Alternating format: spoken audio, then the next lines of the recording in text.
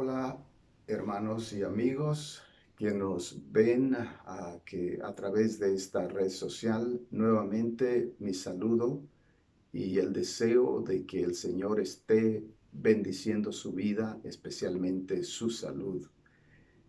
Quiero decirle que es un privilegio para mí poder presentarme a ustedes esta mañana con una reflexión más de la palabra de Dios.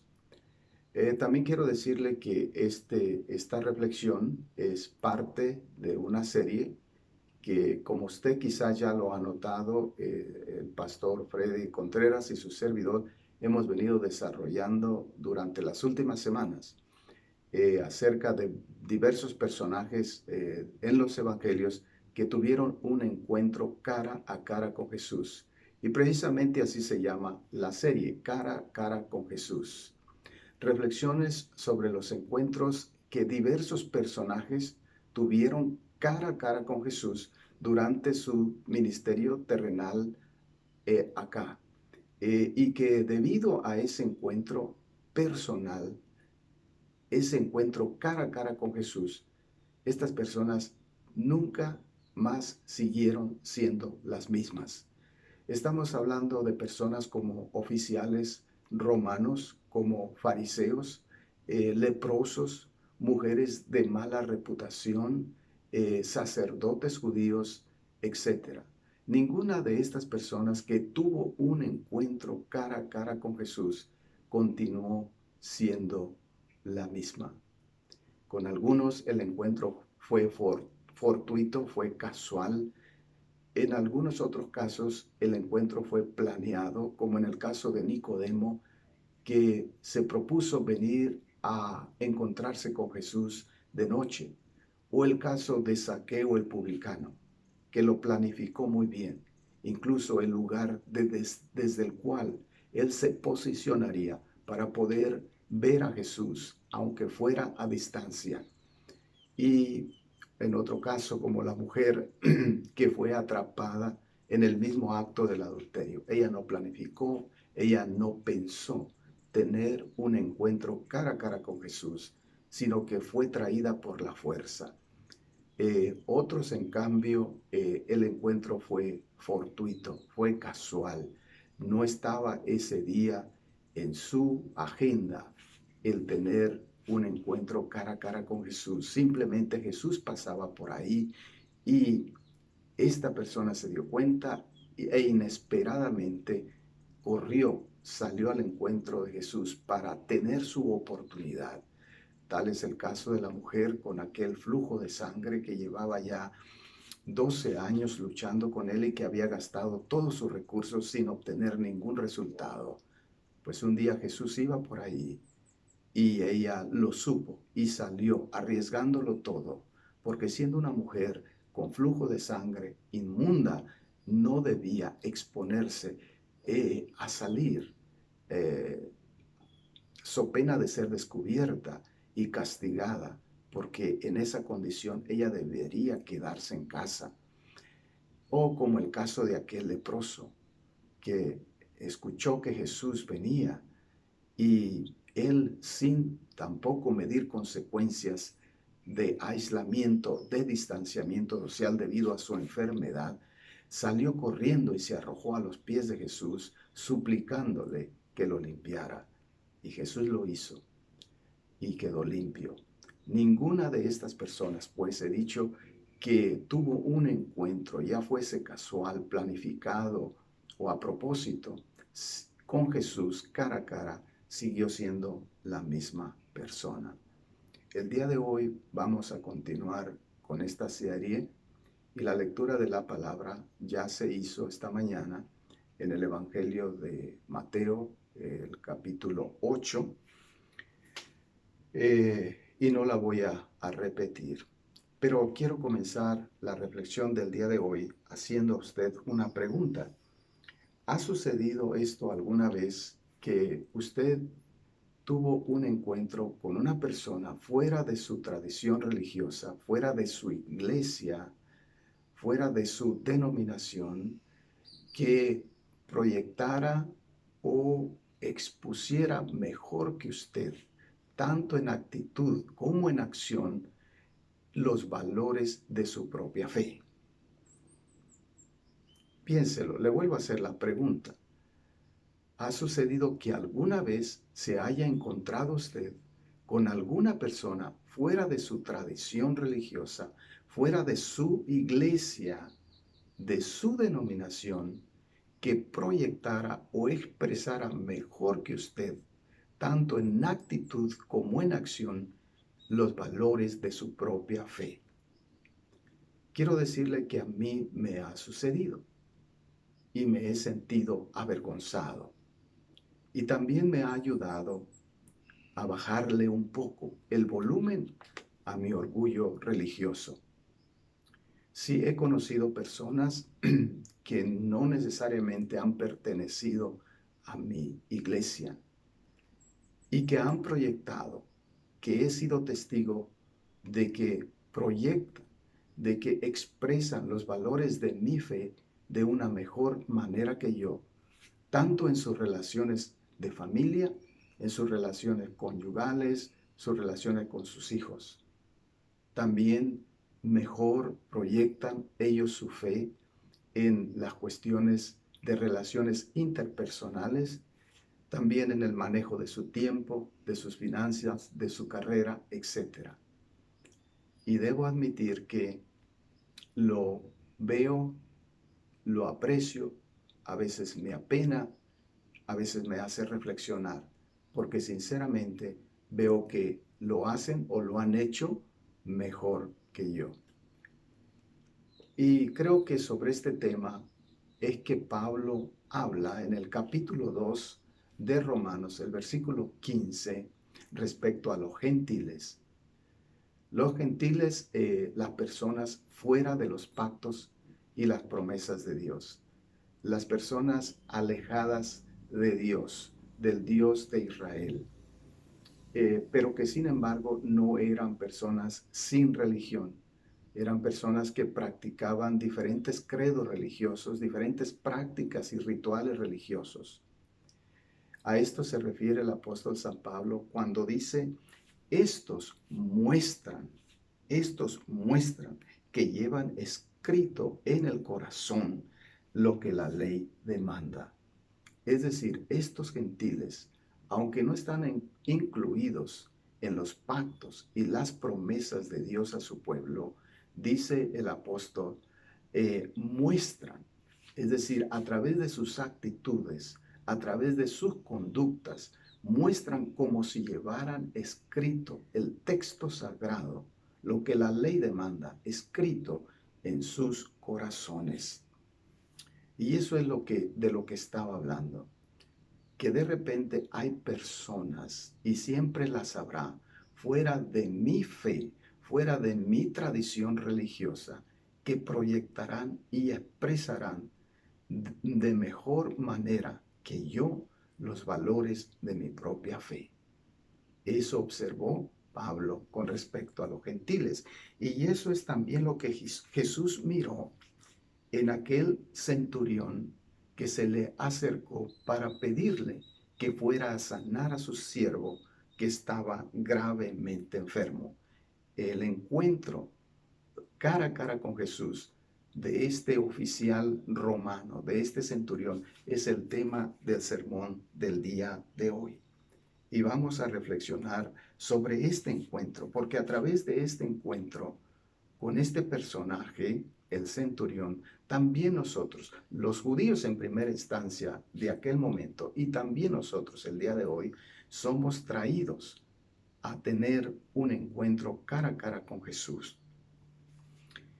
En su encuentro con el centurión, Jesús advierte que la fe de este gentil, de este oficial romano, es superior a la fe de los súbditos del reino, es decir, es superior a la de los judíos, es superior a los del pueblo escogido de Dios, lo cual puede convertirse también en una advertencia para la iglesia de nuestro tiempo.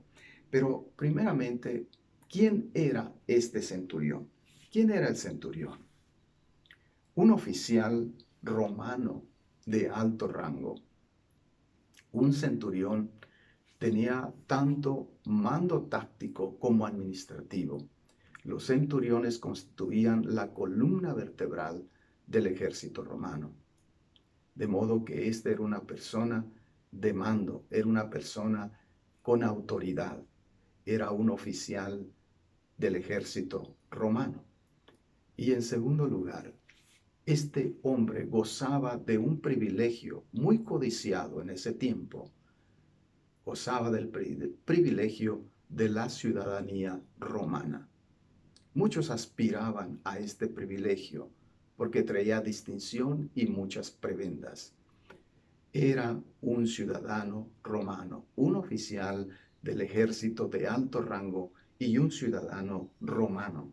También nos dice el relato bíblico que este oficial tenía simpatías por la religión judía, pues había ayudado a los judíos de esa localidad a construir su sinagoga, es decir, su templo.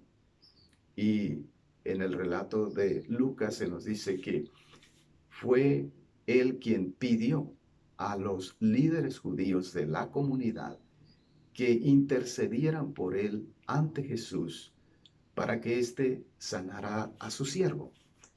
Y estos van y le dicen a Jesús, por favor, escúchalo, pues él nos ha ayudado mucho, nos ha construido una sinagoga. Entonces, tenemos también que este hombre es un simpatizante, una persona que está informada acerca del judaísmo, la religión, pues, de los judíos.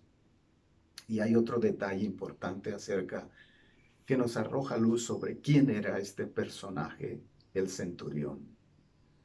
Es una persona con un gran corazón, con una gran calidad humana.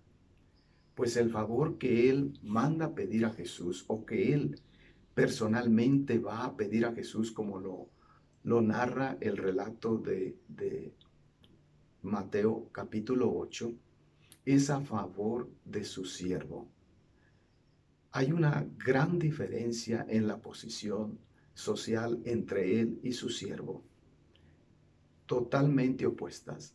Él está en la escala más elevada del estrato social en la sociedad del Imperio Romano. En cambio, su siervo está en el lado opuesto, en el extremo opuesto de ese rango social. Es el esclavo, es el siervo, el desprivilegiado. Y sin embargo, este oficial romano de alto rango se acerca a pedir la sanación de su siervo, que está paralizado y sufre terriblemente. Muestra calidad humana, compasión y misericordia por su siervo. Como le decía, en el relato de Lucas, se nos dice que el centurión envió a los líderes judíos para interceder, para que estos intercedieran ante Jesús por el favor que estaba él pidiéndole, que fuera a sanar a su siervo. En tanto, el relato de Mateo nos dice que el encuentro fue personal, que el centurión fue personalmente a encontrarse con Jesús y pedirle que por favor sanara a su siervo, que estaba gravemente atormentado por su enfermedad. Como quiera que sea, tanto el relato de Lucas como el relato de Mateo coinciden en el mismo punto: el asombro de Jesús ante la manifestación de fe en él por parte de este gentil, por parte de este centurión romano. Y esto fue lo que realmente asombró a Jesús: la manifestación de fe de este gentil, excluido de los pactos y de las promesas de Dios, de la manifestación de su fe en Jesús. ¿Por qué le asombró tanto a Jesús esto? Pues número uno, por quién lo hizo. Quien lo hizo era un gentil, pero no era cualquier gentil. Era un gentil de alto rango en la sociedad. Era un ciudadano romano, pero sobre todo era un gentil muy bien informado. Él sabía, como agente de la seguridad del pueblo y de la seguridad del Imperio Romano, él sabía muy bien a estas alturas, perdón, quién era Jesús y qué es lo que Jesús era capaz de hacer.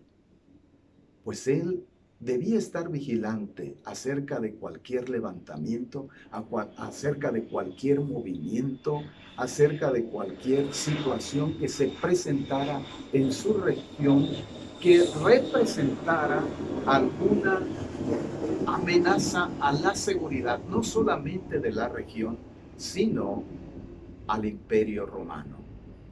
Y seguramente él estaba muy bien informado acerca de Jesús, pues Jesús era una persona muy conocida, seguida por multitudes, que tenía enseñanzas extraordinarias y también que había en él un poder sobrenatural, pues era capaz de hacer milagros, de echar fuera demonios. Es más, allí en la misma ciudad donde se lleva a cabo este milagro o este acercamiento entre el centurión y Jesús, Jesús había realizado varios milagros, incluida la expulsión de demonios en la misma sinagoga de un hombre que estaba poseído. De modo que este hombre, este centurión, estaba enterado del movimiento de Jesús, estaba enterado de quién era Jesús y de lo que era capaz de hacer. De otra manera, no hubiese acudido a él para pedirle, para hacerle la petición que le hizo, que fuera a sanar a su criado que estaba gravemente enfermo.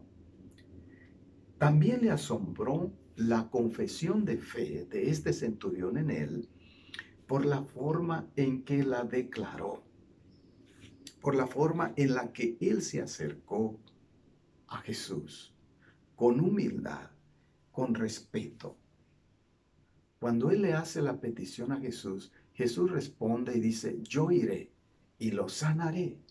Pero inmediatamente el centurión le responde y le dice, Señor, yo no soy digno de que vengas bajo mi techo. Yo no soy digno de que tú entres a mi casa. Solamente di la palabra y mi siervo sanará.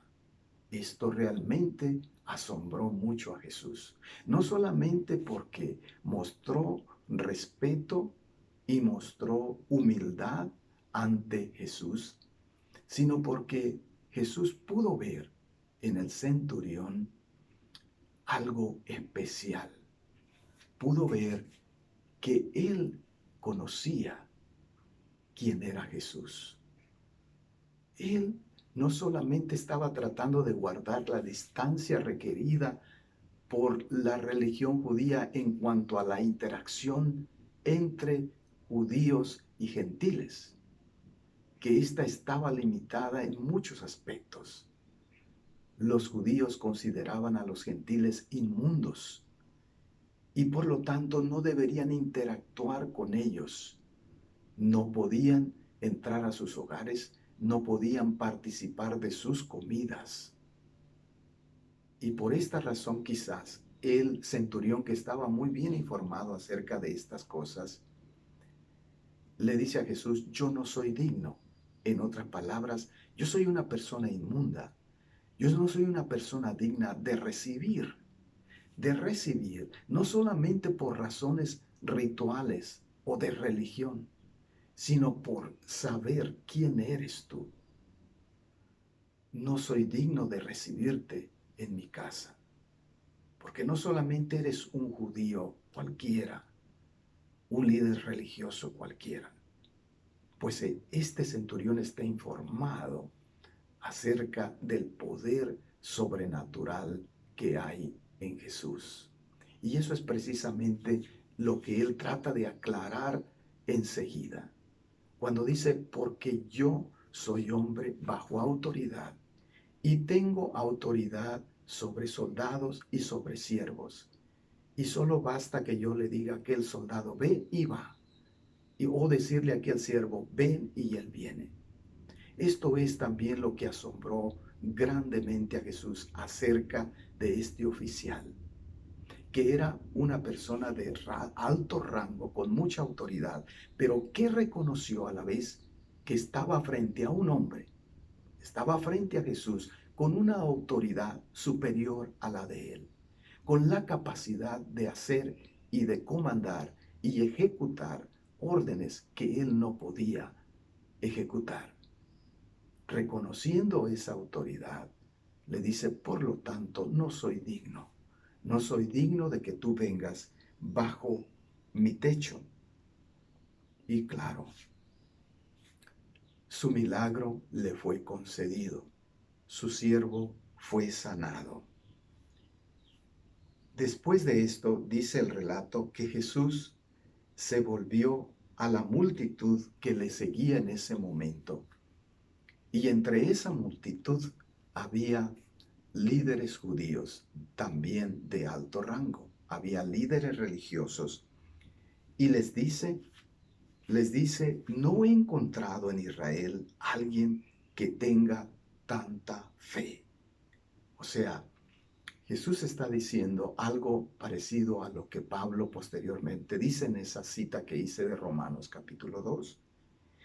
Este gentil, sin ser parte del judaísmo, sin ser parte del templo y de nuestra fe, ha exhibido una fe en su actitud y en sus acciones superior a la fe que he encontrado en Israel.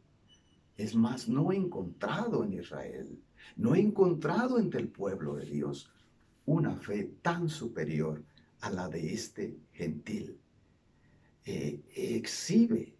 Exhibe lo que la ley demanda, exhibe que ésta, aunque él no la tenga, aunque él no participe de los rituales y de la religión nuestra, exhibe, muestra con su actitud de que en su acción, de que la lleva escrita en su corazón, su humildad, su respeto por la autoridad, su sujeción a una autoridad superior y sobrenatural, muestra lo que los judíos no le han mostrado a Jesús. De modo que este gentil, dice Jesús, ha venido a invertir los papeles. Su actitud echa fuera a los súbditos del reino, porque debido a esta demostración de fe, dice el Señor, muchos vendrán del oriente y del occidente y participarán en el banquete con Abraham, Isaac y Jacob en el reino de los cielos.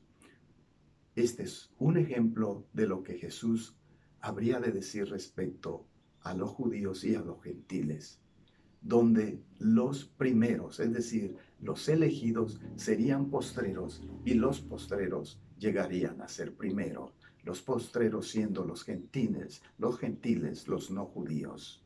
Y aquí tenemos uno, arrebatándole la posición a los hijos del reino, a los súbditos del reino, siendo primero cuando ellos lo consideraban el último, el postrero. Para participar en el banquete del reino, es necesario recibir por fe al Hijo de Dios como Salvador y como el Mesías escogido de Dios. Cuando la iglesia se vuelve complaciente en su fe, cuando nos volvemos seguros en nuestros credos y en nuestras tradiciones religiosas, más que en el Hijo de Dios, también nosotros necesitamos escuchar el testimonio de fe de este centurión. Cuando la iglesia, cuando nosotros nos volvemos apáticos, negligentes, inflexibles, excluyentes y con una actitud de solo nosotros seremos salvos, necesitamos escuchar el testimonio de este centurión gentil. Cuando los gentiles muestran que llevan escrito en el corazón lo que el Evangelio exige, siempre les irá bien. Aunque no sean de tu credo, aunque no sean de mi credo, aunque no sean de nuestra fe, de nuestra iglesia, de nuestra denominación, siempre recibirán conforme a su fe. Igualmente, la iglesia siempre recibirá conforme a la medida de su fe, de su capacidad para creerle a Jesús, para reconocer su autoridad. En la medida de su fe recibiremos. Está atento a responder al reto que te hará tu Salvador en los próximos días. Sin importar de dónde venga el reto, no importa a través de quién te venga el reto de fe, está atento porque seguro te vendrá en los próximos días un reto de fe. Hay personas fuera de los límites de tu fe, fuera de los límites de tu iglesia, que Dios usará para sorprenderte y hacer que cuestiones la práctica de tu fe. Finalmente quiero aclararte que el énfasis del relato de este milagro de la sanación del siervo del centurión, no está en la sanación del siervo en sí, sino en la actitud y la acción de fe del centurión a favor del siervo. Fue esta actitud y este actuar del centurión lo que produjo el milagro. Igualmente, tu actitud y tus acciones de fe frente a Jesús afectarán positivamente a otros, inevitablemente. Producirán milagros en la vida de otras personas. Jesús nos aconsejaría a nosotros el día de hoy: imiten la fe del centurión para que puedan suceder los milagros en tu vida y en la vida de otros que tú quieres que sucedan.